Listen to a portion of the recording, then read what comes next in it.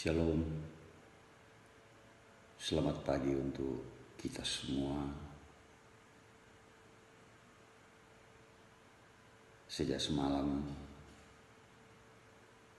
setelah saya menerima hasil pemeriksaan lab di Makassar yang diantar langsung oleh Dr. Safari, di mana saya dinyatakan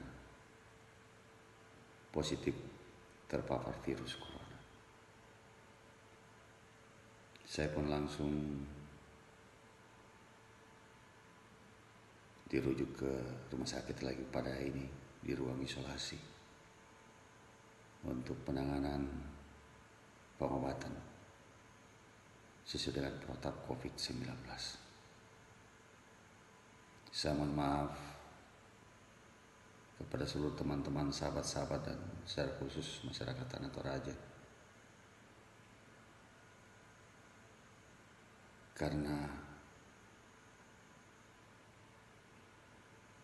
mungkin dalam beberapa saat ke depan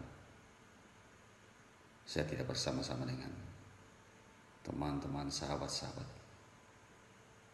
di dalam memutus mata